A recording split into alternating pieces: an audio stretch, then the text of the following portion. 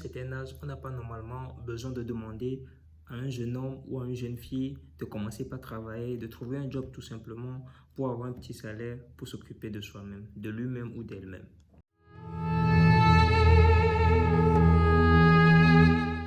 Le sens de responsabilité, c'est la première qualité que l'on gagne en travaillant. Quand tu travailles, tu t'accordes un statut à ta personnalité, une image que les gens voient, les gens de la société et ton entourage voient, et qui t'accorde un certain niveau de respect. Autrefois, dans la vieille société, c'est-à-dire avec nos ancêtres, celui qui travaille a droit au repas du soir. Et celui qui ne travaille pas est paresseux, refuse de travailler au cours de la journée, est privé tout simplement du repas du soir. Dire comme ça, c'est un peu critique. Aujourd'hui, ce n'est plus la même conception. Celui qui ne travaille pas ou celui qui ne fait rien du tout, quand même trouve à manger et a droit à un repas. C'est triste de le voir ainsi. Je ne suis pas en train de dire que celui qui ne travaille pas ne doit pas manger dans ce monde d'égalité dans lequel nous vivons aujourd'hui. Non. Mais entre-temps, c'est tout simplement la loi de la tribu. Nos ancêtres ont compris que l'homme qui ne travaille pas ne doit pas partager le fruit du labeur avec ceux qui ont peiné sous le soleil brûlant et travaillé pour apporter la nourriture à la famille.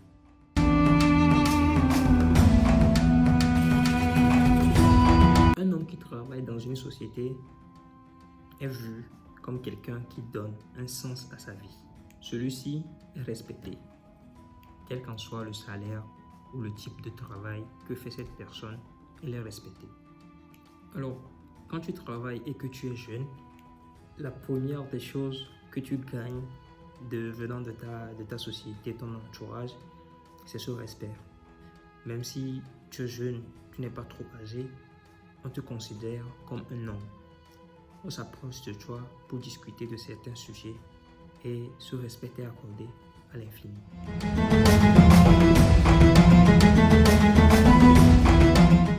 Alors, quand tu travailles, tu as le sens de la gestion. Gestion en tout terme. Tu as la gestion de l'argent, gestion du temps, gestion de l'organisation, c'est-à-dire tu as un sens d'organisation. Tu sais faire un planning. C'est très important quand tu travailles. Ce sont ces premières qualités que tu gagnes. Et en plus de ça, tu as le sens de gestion de toi, ta personne. Sur le plan de l'humeur, sur le plan de santé, sur le plan physique, sur le plan de l'habillement. Donc, je donne juste l'exemple.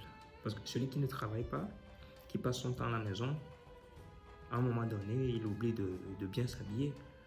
Il oublie le sens de l'habillement un peu. C'est-à-dire de s'habiller, pas forcément de manière professionnelle, mais on ne s'habille pas un peu débraillé. Parce que tu sors, tu sais quand tu verras, tu sais que tu peux rencontrer tout le monde. Parce que, je ne sais pas, tes collègues en route, tu as le sens de prendre soin de toi-même, ta personnalité, sur tous les plans.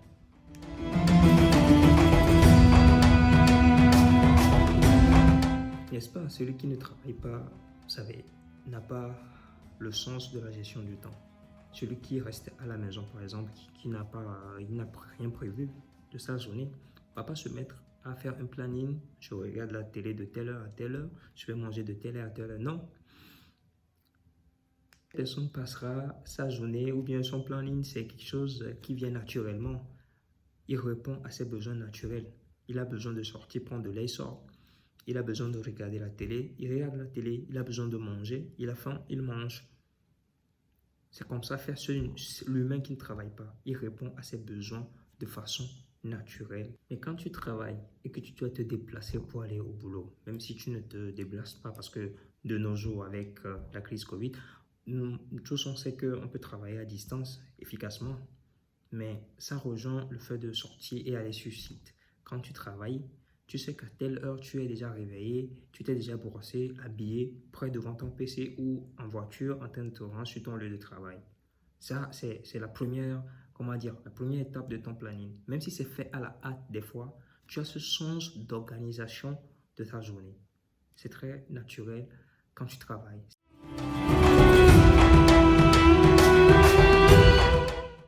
La gestion de ta personnalité quand tu travailles. Quand tu travailles, tu ne peux pas te permettre de boire ou de t'incruster certaines substances avant de te rendre sur ton lieu de travail ou avant de t'apprêter ou travailler, même si c'est à distance et tout. Tu ne peux pas prendre par exemple l'alcool, un whisky et te rendre sur ton lieu de travail. Ça peut te mettre en danger et mettre en danger le service rendu. Autre exemple, quand tu travailles, que tu sais qu'à 10 heures tu commences ton service, tu sais quand il y a des repas, des nourritures, des aliments que tu n'as pas le droit, non, tout simplement par respect à ta personne et au service rendu, tu n'as pas le droit de manger certaines choses. Tu n'as pas le droit, par exemple, de trop manger aussi pour te bourrer le ventre et tout simplement aller dormir aux heures de service. Tout ça résume la gestion de sa personne. Dès que tu te lèves le matin, même si dans ta vie privée, il y a des petits soucis qui te tracassent et qui te rendent un peu nerveux, quand tu te présentes sur ton lieu de travail, tu ne laisses pas surpasser, être surpassé plutôt par cette humeur. Plutôt, tu fais tout pour te rendre mentalement et psychologiquement présent et disponible à rendre convenablement les missions qu'on t'a demandé. Parce qu'après tout, il y a une contrepartie. L'entreprise ne peut pas te payer pour que après tu mélanges ta vie privée à ta vie professionnelle pour faire de n'importe quoi, écouter et avoir, des dégâts qui vont coûter à l'entreprise. C'est ça aussi qui rend dans la gestion de sa personne ou de la personnalité. J'ai déjà parlé de la gestion, ok, du côté temps, du côté personne, côté physique, habillement et tout. Mais l'humeur est vraiment exigeante, ok. La bonne humeur est vraiment très exigeante en milieu professionnel. Et quand tu travailles, tu sais gérer ce paramètre aussi.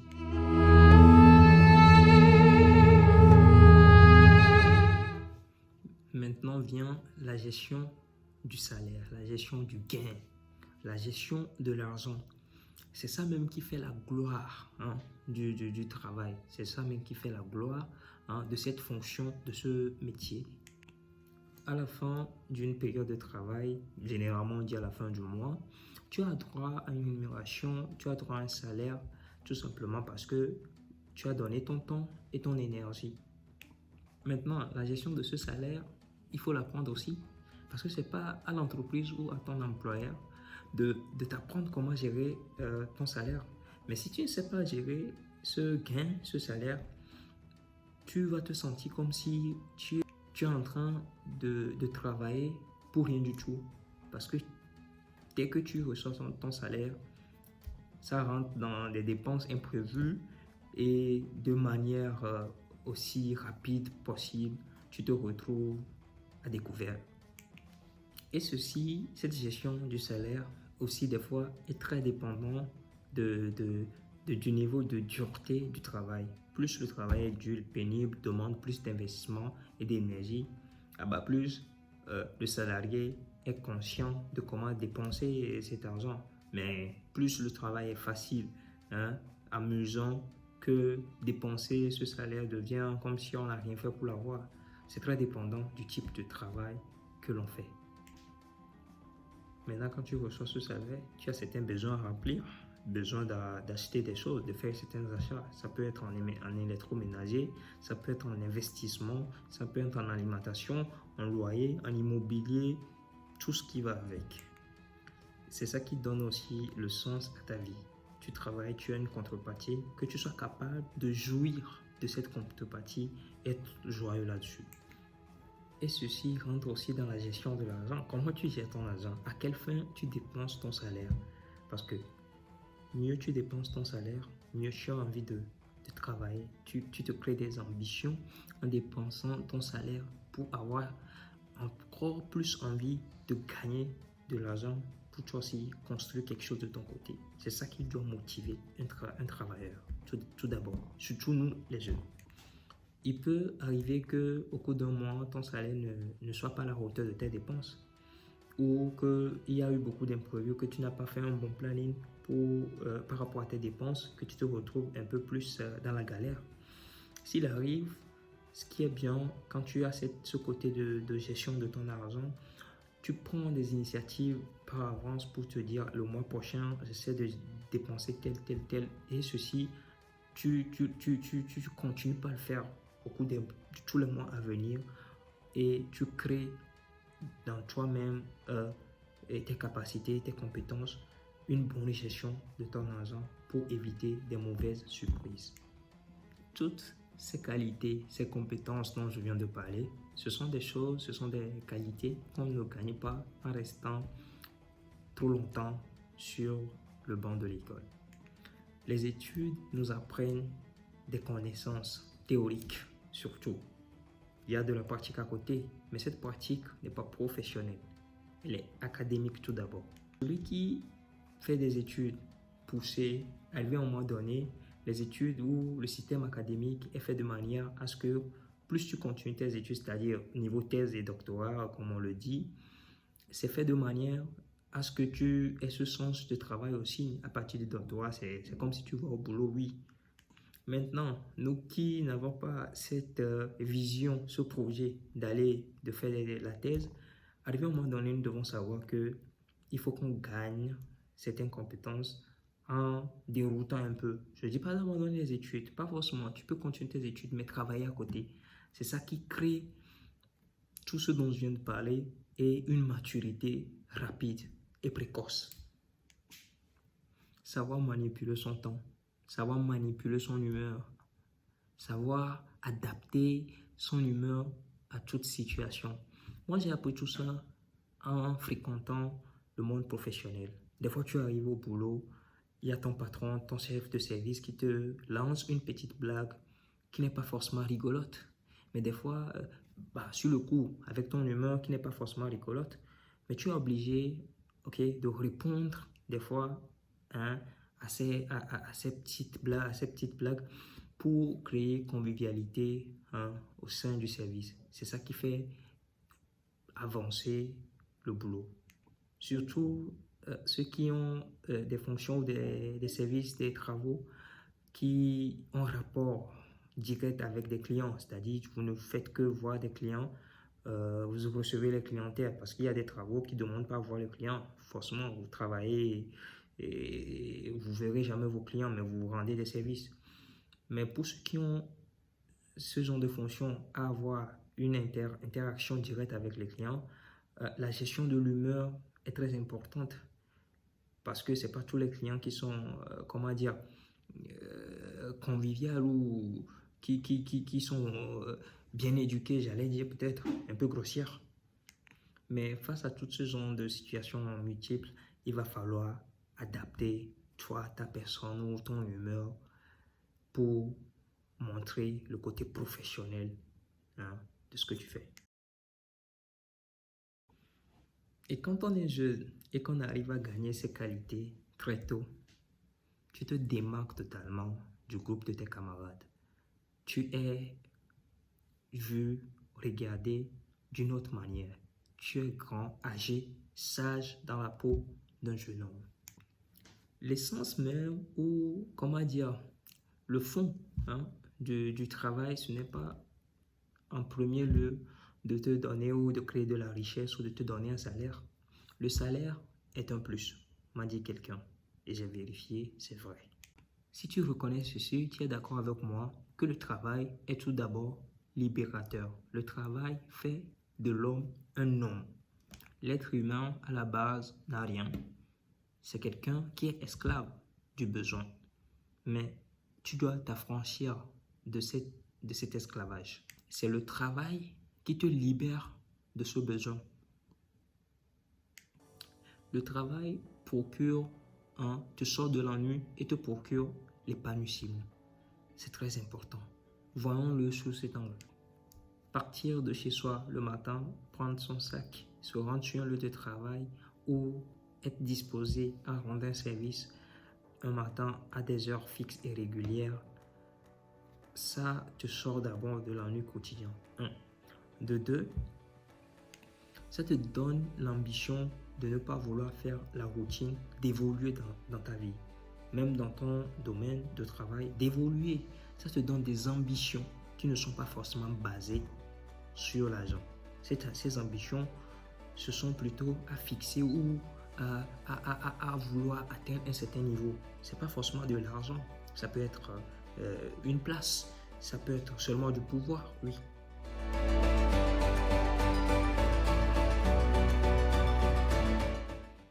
Vis-à-vis de ta famille, de tes parents, quand tu es jeune et que tu commences à travailler, que tu gagnes un salaire, tu as ce qu'on appelle l'indépendance financière. Parce que quand quelqu'un te fournit ou t'approvisionne à besoin financier, il y a des choses que tu ne peux pas faire. Il y a certains plaisirs que tu ne peux pas te donner l'autorisation ou le droit de faire. Parce que en temps normal, on se dit non, je n'ai pas la capacité d'avoir telle somme pour me procurer tel bien. Si je le fais, c'est mal vu. Parce que ce n'est pas moi qui me donne cette somme, cet argent. Même pour l'habillement, c'est papa, c'est maman ou c'est ta soeur. Tu ne vas pas te permettre de faire certaines choses ou de te payer certaines choses. Mais dès que tu commences par travailler, tu as la gestion de ton argent. C'est toi qui fais ce que tu veux de ton argent. Je l'ai dit il n'y a pas longtemps, il faut avoir cette bonne manière aussi de bien gérer. Sinon, tu vas travailler pour rien du tout. Mais il y a ce côté d'indépendance financière vis-à-vis plutôt de tes créanciers qui sont tes parents, ta famille ou tes oncles, tout simplement. C'est ce qui arrive très souvent à nous, jeunes, qui avons comme créanciers nos parents. Il faut reconnaître que nos parents sont nos créanciers. À un certain âge, quand ton papa ou ta maman continue à t'aider financièrement, ils deviennent tes créanciers.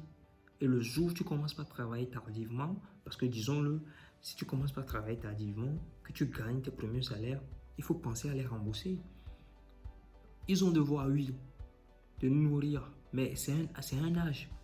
À partir d'un certain âge, si papa et maman te le font, c'est que tu dois être conscient quand tu vas commencer par travailler que ça, c'était du surplus, c'était du prêt. Tu dois commencer par les rembourser, même s'ils ne le font pas. Même si papa et maman ne veulent pas, ils ne s'attendent pas à ça. Eux, ils n'attendent pas que tu viennes les rembourser. Mais consciemment, quand tu fais ce geste, tu es béni aussi.